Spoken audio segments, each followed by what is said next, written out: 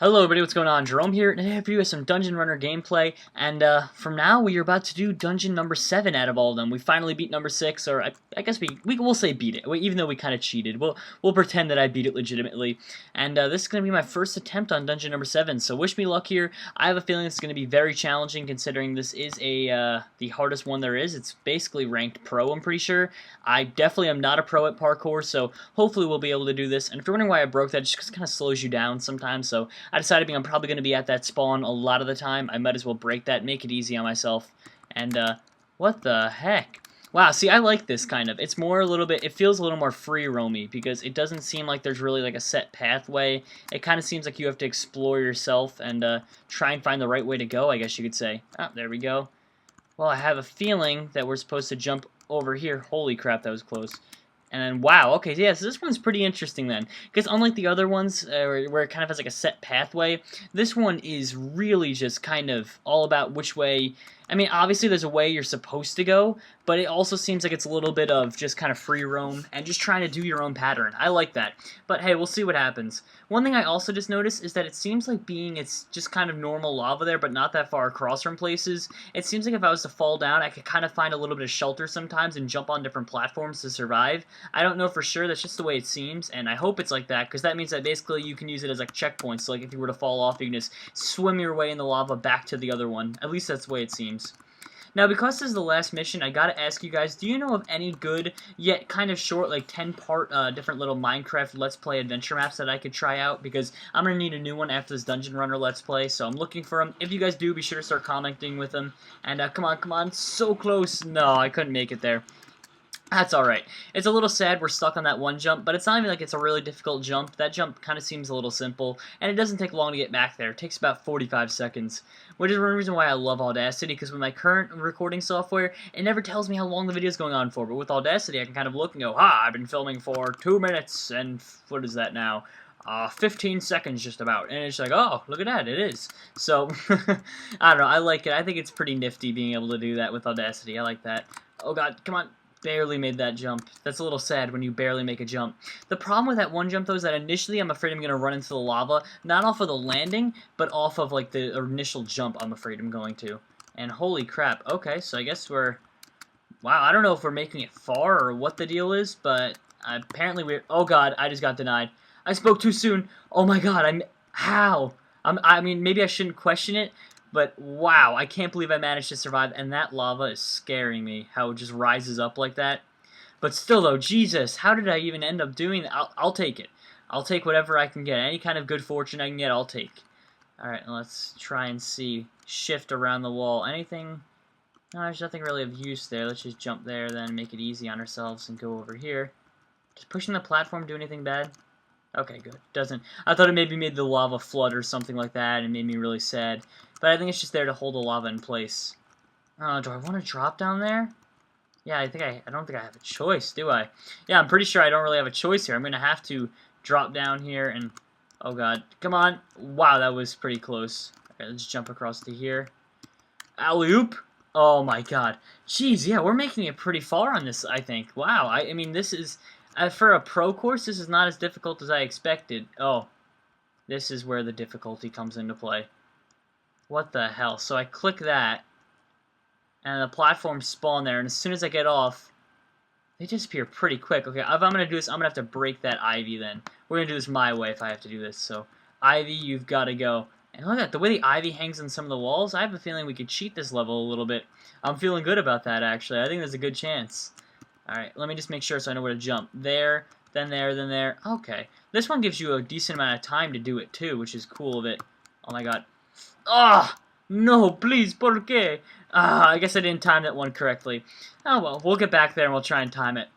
Unlike all the other redstone timers, this one doesn't seem to be as broken as the others. A lot of the other ones kind of seem like they had massive problems, like that wouldn't make them work, or just game-breaking problems. And that one just kind of makes it seem like it's possible, just not that big of a deal. I don't know, could just be my imagination, but that's definitely the way it seems.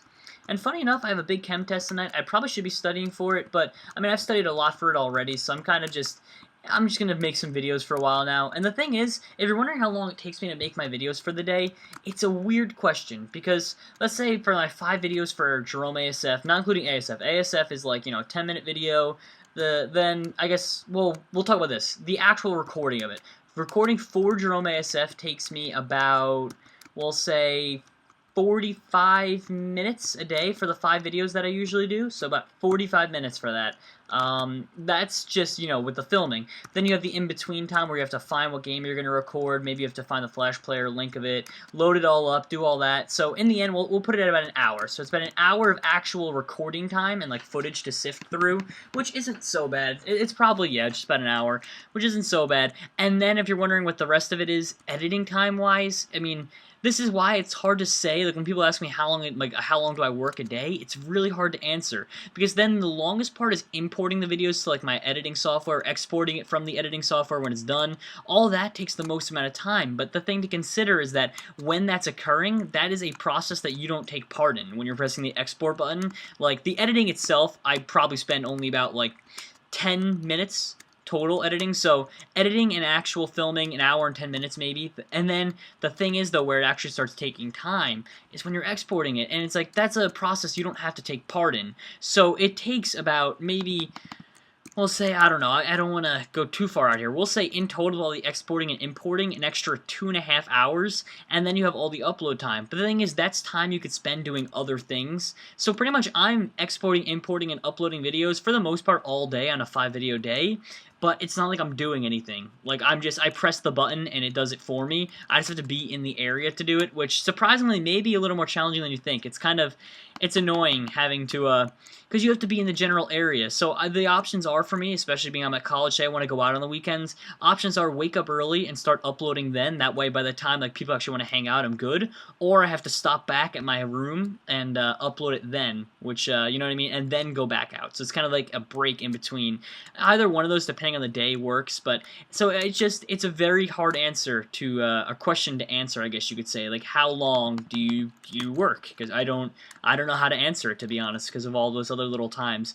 But really, in all honesty, the work itself isn't much at all. It's not difficult, and I enjoy it all, so I don't even think of it as work. So I guess that's one thing. If people are asking how long it takes, like, of work, and they want to be commentators as well, perhaps if you want to do it, you should probably stop thinking of it as work and just kind of as fun or a little bit of a hobby. Because if you instantly are thinking of video gaming as work, or just filming, or like, becoming a commentator as work, instead of having fun, it being a hobby, I'm not gonna say it's gonna be unsuccessful for you, but you're gonna have a much more difficult time than, like, for instance, me or Mitch or Matt or Zach or anyone out there who just enjoys video games for the sake of playing video games and enjoys filming because it's just a fun thing to do. It's very easy for us to make videos. Like, that time isn't stressful. It's not stressful to record over that, like, hour-long period. That's like a good break from the day. It just kind of gets me away from everything. I don't gotta study, don't have to worry about school, don't have to worry about this, that. I'm in my zone. I get to play video games, commentate, and it's like a part of me.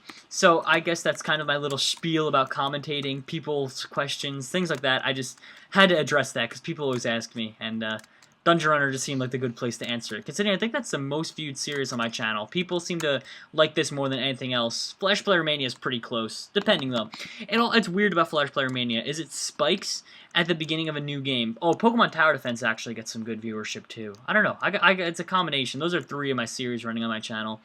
But one thing with Flash Player Mania, it always spikes viewership in the first episode or 2 episodes of a new game that I'm doing, and then it doesn't decrease ridiculously. It just, like, it'll start off, say, like 5,000 to 6,000 viewers for those first parts of that new game, and then by the end of that game that I'm playing, it'll usually only have a following of about 3,000, maybe 2.5, 3,000 people, which is still great. But it's just a funny trend that I've noticed.